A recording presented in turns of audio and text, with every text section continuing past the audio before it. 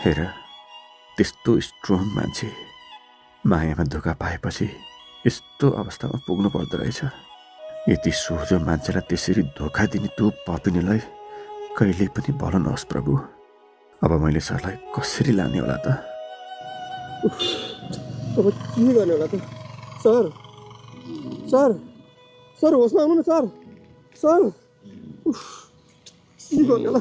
Sir उठ्नु न sir. Taxi.